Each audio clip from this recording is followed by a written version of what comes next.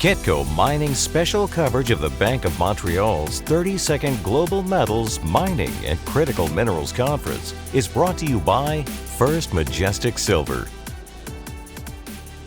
Our next guest has the best perspective on battery line industries heading upstream, such as the automakers. I'm with Neal Froneman. He is CEO of Sibanye-Stillwater. Neal, welcome to Kitco. Thank you very much, Michael. Sibanye decided to get into the battery metal space about 4 years ago is when you decided to make that transition. Since then, you've done deals with ioneer in Nevada, and then you also did Keliber in Finland. Talk about the industry right now. I imagine that it's much more competitive. Absolutely, Michael. When we made our first entry, we could literally pick and choose. We could find a lot of value. Obviously, we were capital constrained. Today, hard to find value, a lot of froth, a lot of excitement. We're here at the BMO conference, and I believe every automaker is here, bar one. That just tells you what is happening in this sector. Still a good sector. I think, in my view, penetration rates of battery electric vehicles are overstated. I presented that in my presentation yesterday. Having said that, they're still going to make significant inroads, but I don't think there's enough battery metals to actually go around to ensure that the penetration rates that are envisaged are actually going to happen. So it's a very exciting time in the sector, but we have to moderate expectations. Talk about automakers. There is that headline that Bloomberg had out that Tesla might be taking over Sigma Lithium. Should automakers be miners? Well, let me say, mining is a difficult business, and I'm sure automaking is also a difficult business. But I would never, as a miner, go into the automaking business. I suppose you can always buy skills. You can always hire skills. But I think that the model that I see happening, and the one that I support, is actually where you enter into partnerships. And I think supply chains are becoming longer and more strategic because of the potential shortage of these battery metals. But no, I don't believe automakers should be miners. I think they're going to burn their fingers. Talk about your presentation. You mentioned overvalue in the sector right now. Yeah, absolutely. To prosper in the long term, to have a sustainable business, you've got to be commercial. To be commercial means you've got to create value.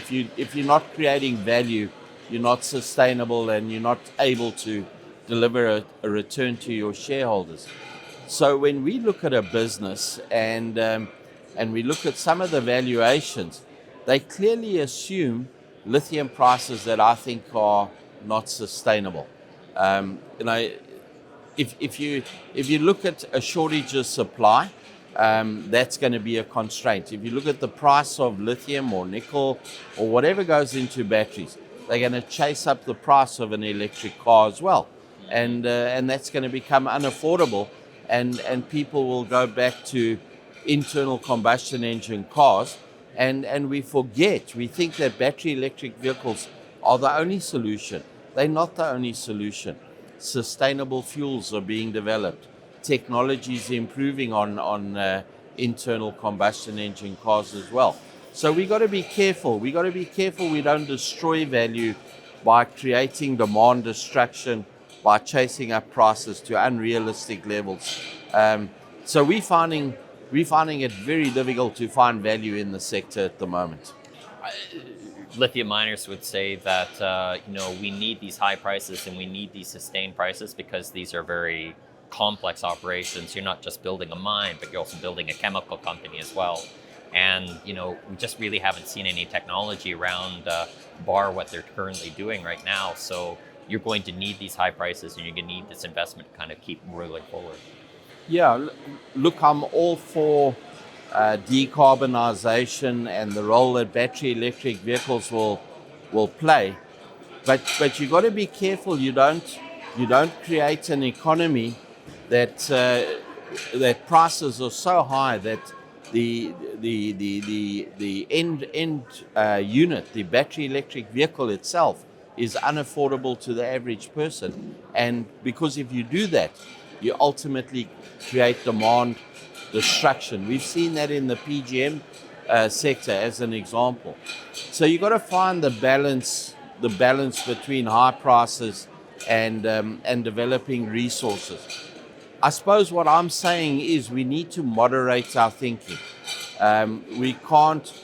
Battery electric vehicles have a real role to play.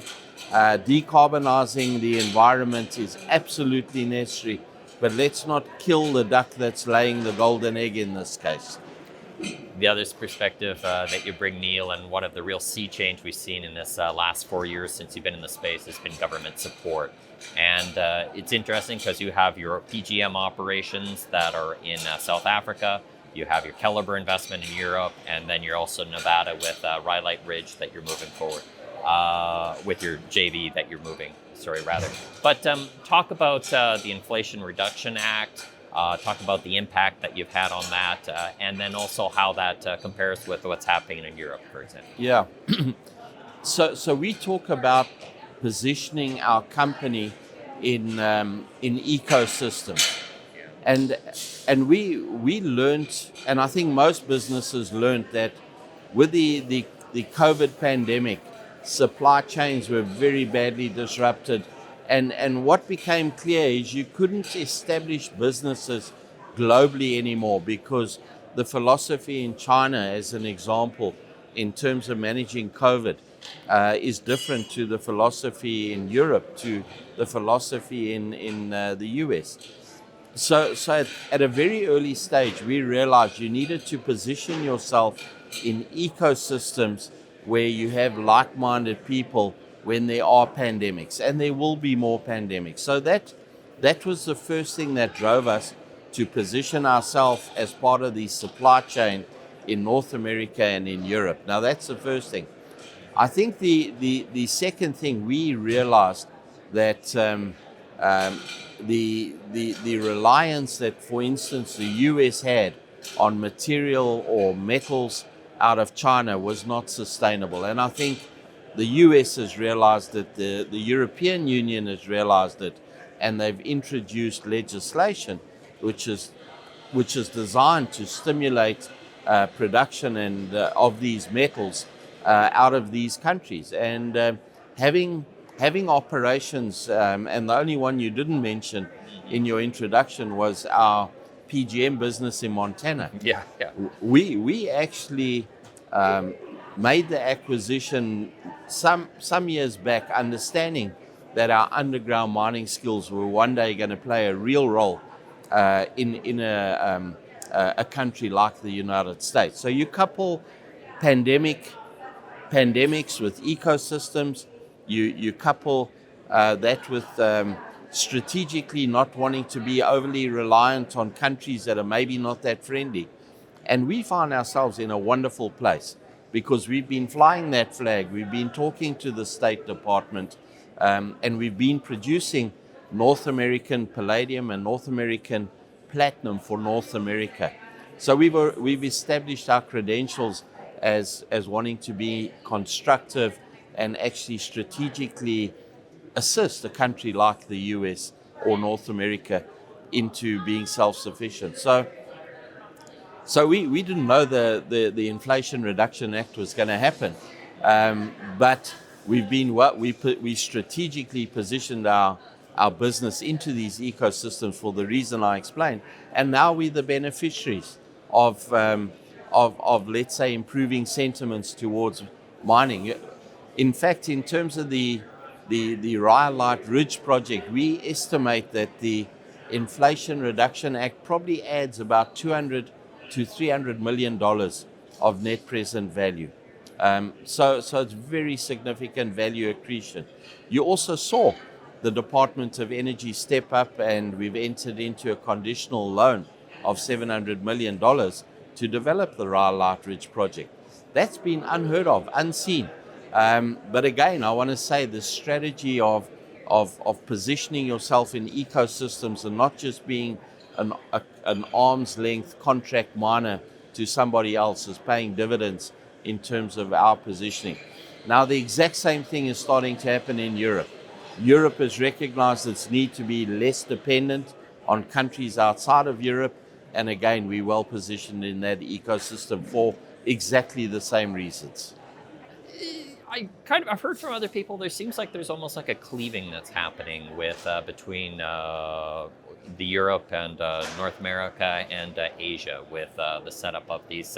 There's been the CHIPS Act in terms of the investment and getting behind chips and get chip makers as well too.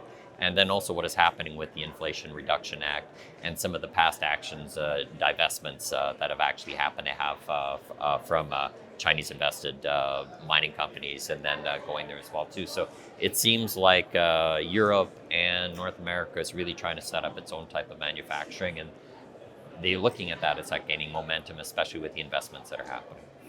Yeah, and it's absolutely the right thing.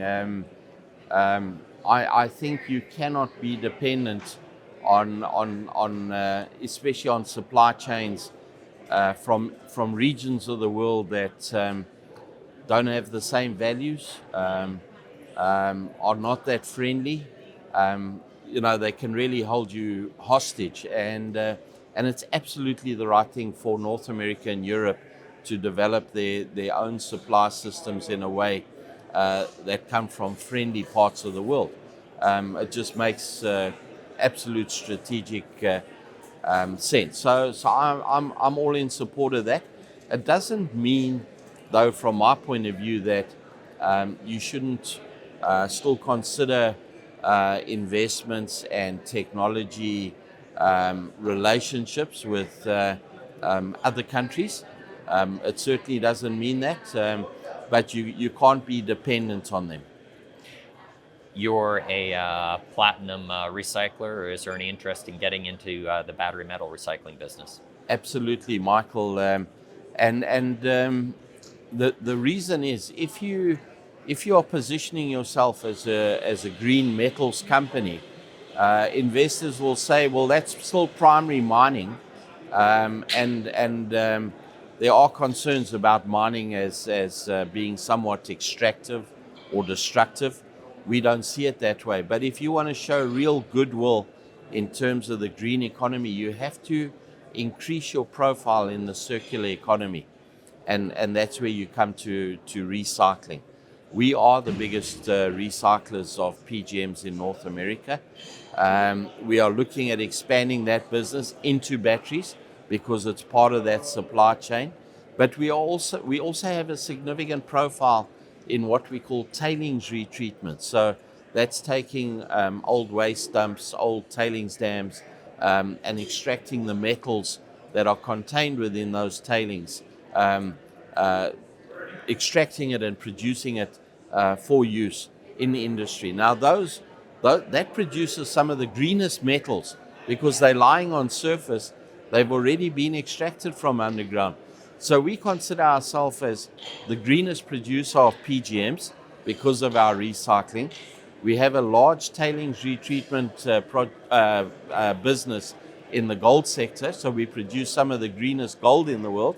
And we have a very large tailings retreatment business in Australia that's reprocessing zinc, and therefore we produce some of the greenest zinc in the world. So it's all part of improving your profile and adopting a responsible position from an environmental and a sustainability point of view. You have to be involved in the circular economy. Neal, you've been advantaged.